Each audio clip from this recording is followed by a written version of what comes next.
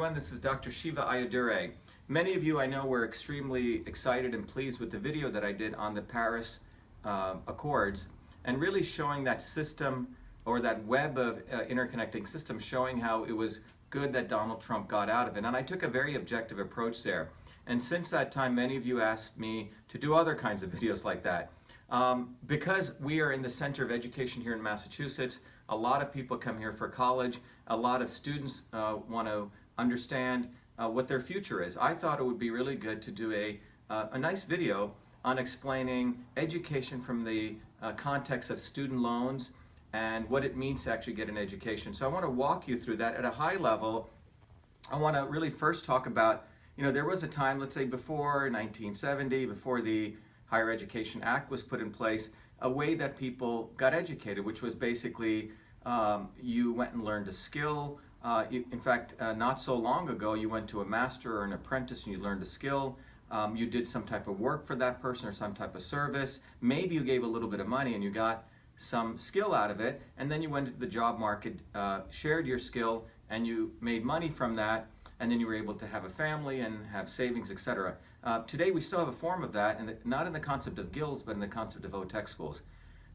Alternatively, what's happened today is everyone is encouraged to go to something called college, and you go there hoping that you're going to get a skill, and what really is happening, as we'll learn out shortly, is that you're actually coming out potentially with some skills. It's more uncertainty, but you're definitely getting indentured with a lot of loans, and those loans are sometimes unpayable because of the way that those loans were structured. So I want to walk you through this process so you can see what it was like before, what it is like today, and because, as you know, I'm running for US Senate, I don't just want to leave you with a problem. I want to actually show you that there are some ways that you can get out of it and what we as collectively can do to make sure that this is a more fair process. But let's sort of start here. If you look over here, here's your mom and your dad, mom and your dad. Mom's a little bit taller in this case. And here you are. And your mom and your dad, wanted you to do better than them. That was a concept of the American dream. So in that concept, you would go to typically some type of guild or some type of master in the old days, or a teacher, and you would give them a little bit of money, very little money, but typically with some type of work, or it's called an apprenticeship. Apprenticeship here. And in return, you got for this a skill. Okay, you got a tangible skill. You learned how to, be a plumber or an electrician, or you learned how to do really good at mathematics so you could later on do surveying or be an engineer, etc. But this was this model, but again, you gave some work, you got a skill. Some people call this work, study. Okay, and this was this concept. Today, this still exists in what's called the trades. You go here to what's called a tech school. You can do this while you're in high school. And here you also, and in fact, this is still free in a lot of places. It's a good deal that the way the system's set up. Unfortunately, very few people do this anymore. And again, here you got some skill out of it. But you were essentially able to become a skilled tradesperson out of this. And out of this, what you would do is you would then go work. Either you start your own business, and you transacted your skill in this business, you got money for it, hopefully lots of money, and then as a part of this, you were able to do some savings into something called a bank, right? And then hopefully you could buy different things out of it. So this is how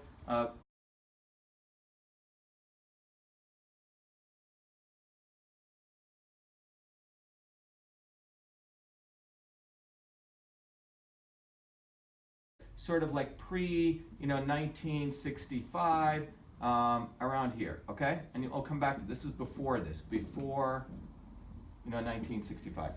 Now let's walk over here and look at what the situation has become. And when I say I'm going to choose the date around 1970 till the present. And the reason I choose this day is this is when the Higher Education Act was passed. Higher Education Act, and you guys can go read about this, you can Google it, I don't want to waste your time on that. But the Higher Education Act really enabled people to start getting something called loans to go to education. It encouraged people to get into some type of debt to get into education. And more importantly, we moved away from the trades and skills. This was really about skills, tangible skills, to this thing called college, okay?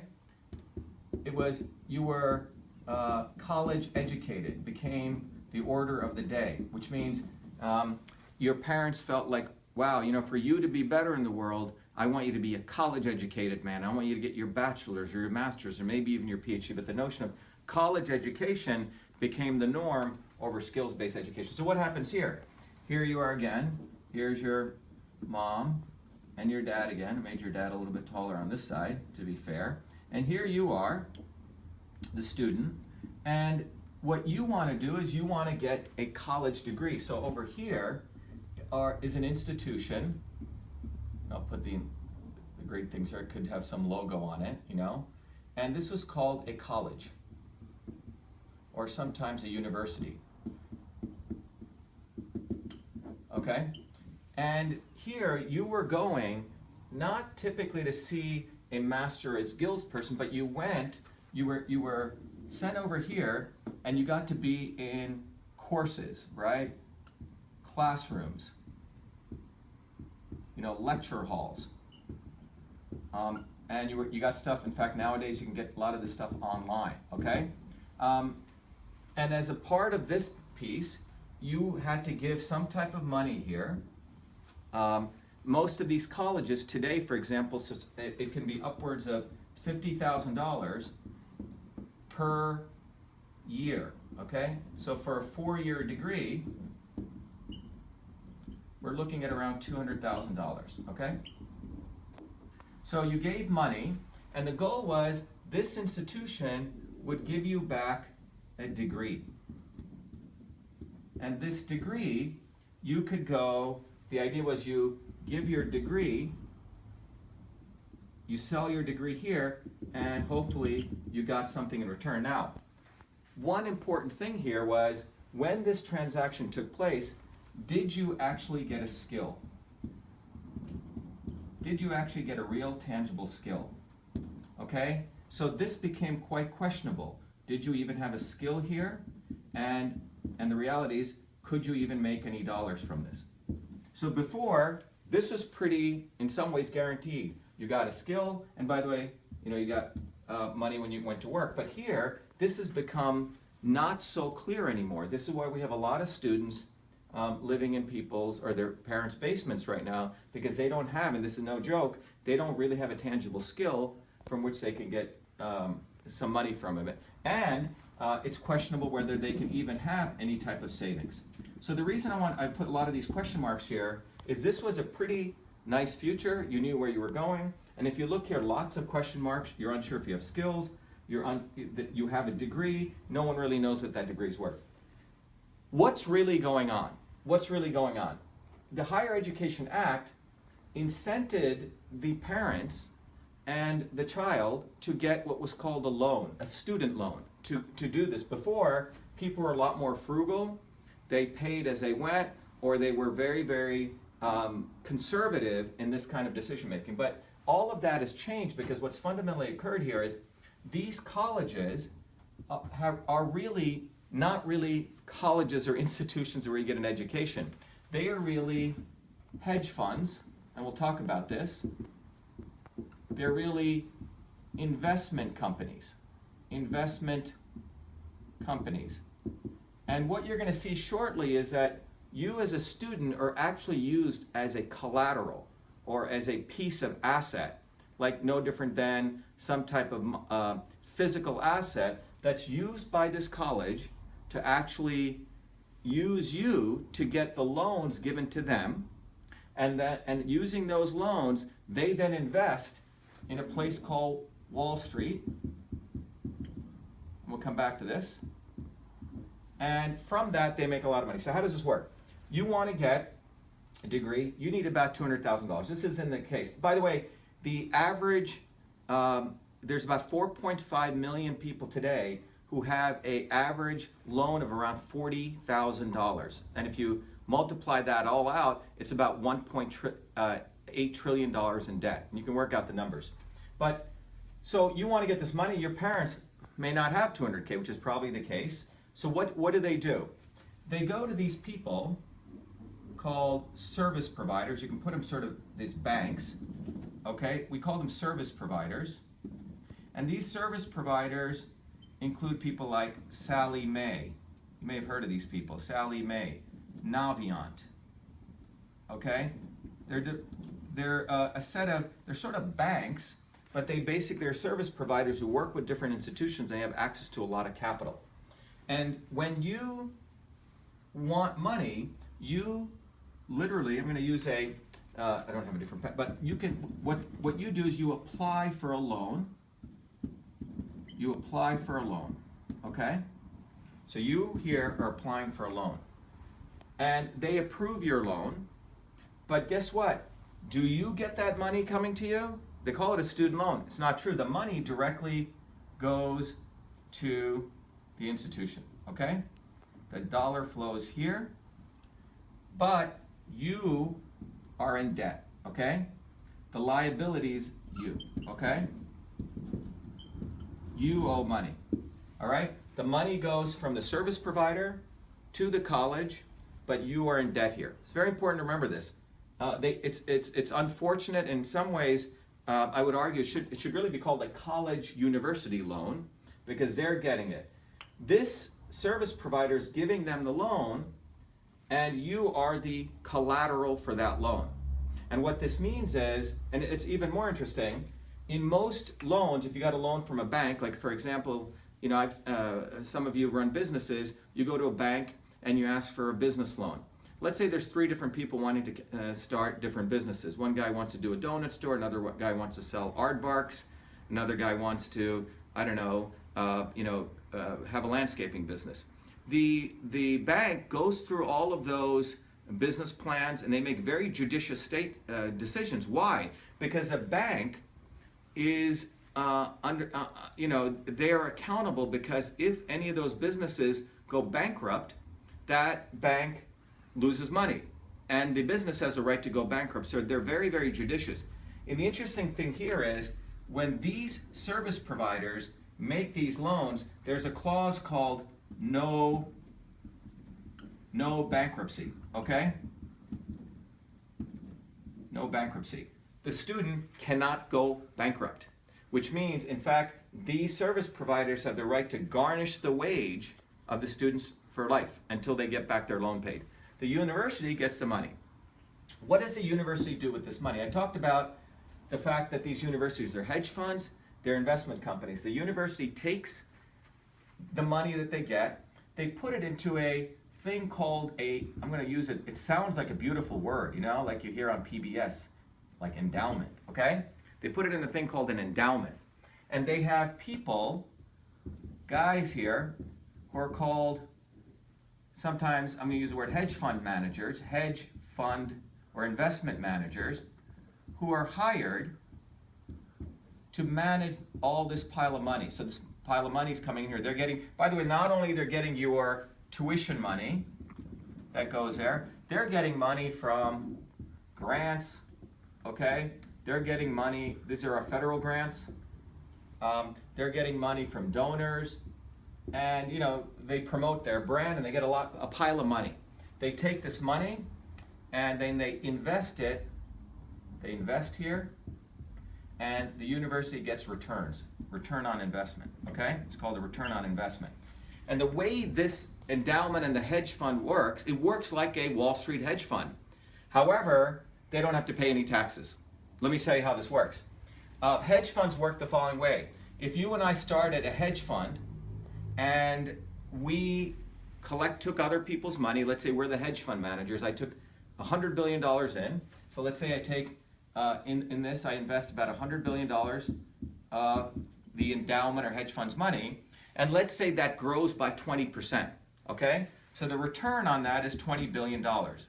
You got 120 billion, but if you subtract from this, you made a total of $20 billion.